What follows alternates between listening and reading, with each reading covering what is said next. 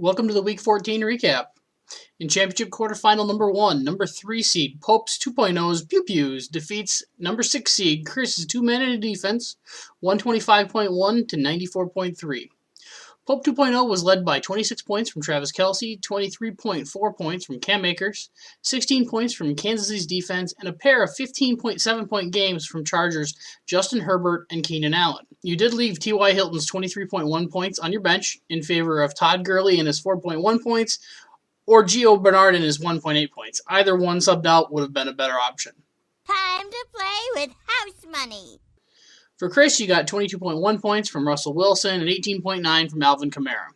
A week after Chris Davis put up 32.7 points, he remembered that he was in fact Chris Davis and put up his second worst game of the season. Wasn't really his fault, as the Titans pretty much ran all over the Jags, and when they didn't have to run it, A.J. Brown saw the majority of the targets. Could have seen a bit of scoring bump by getting CEH and Gus Edwards into your lineup, but it really wouldn't have mattered in changing the final score of this one. What a waste of money. In Championship Quarterfinal number 2, number 4 seed Drew's F-Me CMC took down number 5 seed Derek Some Motherfucker 123.9 to 102.3. Despite CMC's best effort to indeed F you managed to avoid taking a loss with him despite missing again yet this week. He's only played 3 games so far this season. You got 27.4 points from the Rams defense versus the dumpster fire that is the Patriots right now, and 24.6 from Tyreek Hill. That was followed by 17.3 from Brandon Ayuk and 13.5 from Big Ben. As I was sitting here editing this, I realized that I completely ignored talking about Derek's team at all, which probably was for the best, actually, because he lost. You got 23.8 points this week from Mike Davis in stealing him away from CMC. It was probably your best player, but it didn't really help you out in the end. You got 18.5 from Kyler Murray and a pair of 13-point games from TJ Hawkinson and DeAndre Swift. Deebo Samuel's injury, he only got 0.9 points. That seemed like that really hurt you the most. Of course, that and deciding not to start Miles Sanders, even though that was the discussion point of the day. His 30.6 points probably would have helped a little bit. After that comment about CMC, I tried to figure out who was the biggest disappointment this year, and my personal feeling is that's got to be Ezekiel Elliott. I looked back at the top draft spends from this year, and it's not a very pretty picture. Fortunately, I'm way too cheap to actually have my name on this list. There are 12 players who are valued at least a quarter of a team's budget. Here's what that list looks like. Of these 12 players, I'd argue that only maybe 3 or 4 of them were above average this year. Pretty sure this list would look a whole lot differently if everyone could go back to the beginning of the season and redo the draft. In Deuce, quarterfinal number 1, my running on empty defeats Lee's the Benchwarmers 133.8 to 76.3.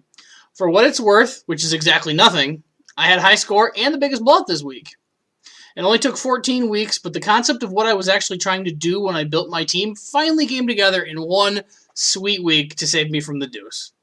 QB spot was one of the top scorers at his position this week, with Lamar Jackson finally looking like his MVP self, putting up 37.9 points in his best game of the season. 2 of my 3 wide receivers that I started put up at least 100 yards and a touchdown, this week being A.J. Brown and Allen Robinson. My running back positions being completely garbage, with Melvin Gordon's 10.6 points looking like a stud compared to Darrell Henderson's measly half of a point game. And then I assumed I'd have a couple other 10-point games from somebody else on the roster. This week that didn't really happen, but I got 22.5 points from the Bears defense. That's a good plan. That's a great plan. And it all went tits up. For Lee, you got 21 points from Devontae Adams, 16.5 from Ryan Tannehill, and 13 from Rod Blankenship. Defense, wide receiver, and quarterback was where you got killed at in this game, as the Bears outscored the Panthers by 18. My 3 wide receivers outscored your 3 wideouts by 18 points, and Jackson's outscored Tannehill by 21. With a loss, you move on to face Jason in the Deuce semifinals. You have the advantage of projected points at this point, with an anticipated 26-point projected lead. But Jay has the advantage historically, currently rocking a 7-3 lead over you with no playoff matchups. In Deuce quarterfinal number 2, Knicks T-Boys to Men knocked off Josh's sober draft 113 to 81.3. Nick got 26 points from David Montgomery, 21 points from Dalvin Cook, 15.5 from Kenyon Drake, and 15 from Jared Goff. Noah Fant continues to be incredibly terrible this season. He went out this week with a non-COVID related illness and put up 0 points. He's not had a double-digit game since week 2, and you keep sending him out there for some reason, though, so good luck with that.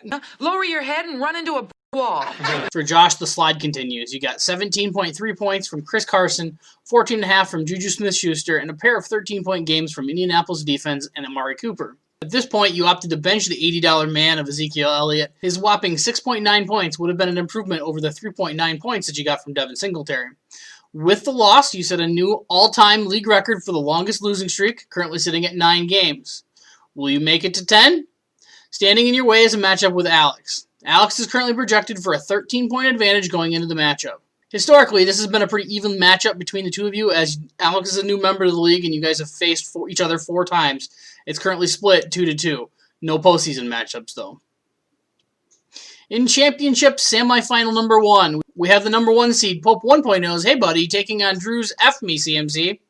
Pope 1.0 has a projected advantage of 13 points, but Drew has the advantage 5-4 all time and 1-0 in the playoffs. Usually, the first game in the playoffs is the one that kills the number 1 seed. 2017 is the only time that the number 1 seed actually won that first game and moved on to the championship. Every other year, the number 1 seed has lost in the semifinals. In championship semifinal number 2, we have number 2 seed Brandon's Blown Call taking on Pope 2.0's Pew Pews. Brandon currently has a projected lead of 15 points over Eric. This will be a tiebreaker between the two of you, as it's currently a 4-4 tie in all-time matchups with no postseason games. The number 1 seed hasn't had a lot of luck getting into the championship, but the number 2 seed's had a little bit better luck. The number 2 seed has made the finals a bit more often, making it in 2014, 2015, 2017, and 2018, with 2 champions coming from the 2 seed, Drew and Derek.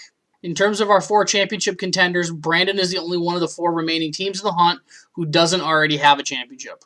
Will Pope 2.0 become the first 3-time champion? Will Drew or Pope 1.0 grab their second championship to join repeat champions Pope 2.0 and Derek? In terms of the deuce, Jason's the only man standing who doesn't currently have that label attached to his ownership group. The 3 men in the deuce semifinals are all single-time deuces, so it'll either be interesting to see if any of them end up joining Pope 1.0 as a second double deuce, or if Jason will join the crowd as well. Will Alex go for back-to-back deuces? Will we have a repeat of the 2015 season when Scotty B was the champion and Josh was the deuce? We'll know a lot more after this week. In other matchups, Derek and Chris are fighting for 5th and 6th place. They've got a 6-pack on that matchup. Nick and I are playing for 7th and 8th place, and our normal wing wager. We might suck at fantasy football, but at least we're okay at golf. Derek did want me to bring up the possibility of another potato DFS round. If you're interested, let me know, and this extends out to those who were there for the draft but aren't regular league members. That's people like Walsh, Adam, Trent. If you're interested in this, let me know. The potato DFS round was something we did a couple years ago. It'd be week 17. Instead of doing a 6-pack of beer, I figure we'll just do $10 a man, and then we can pay each other via PayPal or Venmo or whatever, rather than, okay, well, I owe you a 6-pack, and who knows when the heck we're going to see each other because of the stupid COVID. Potato DFS rules are that you have to pick a QB ranked outside of the top 20, 2 running backs outside the top 30, and 2 wide receivers outside the top 40. Whoever's the most points for week 17 will win. The rankings will come from me, so I will provide that list so that way everybody's using exactly the same list. It'll come sometime during week 16. Scoring will be from the league standard from Yahoo, where you'll get 1.5 points for every catch, 6 points for a passing touchdown, 4 points for rushing or receiving touchdowns, and then yards and turnovers. Good luck to our semifinalists. We'll see you back here next week for a preview of Championship Weekend.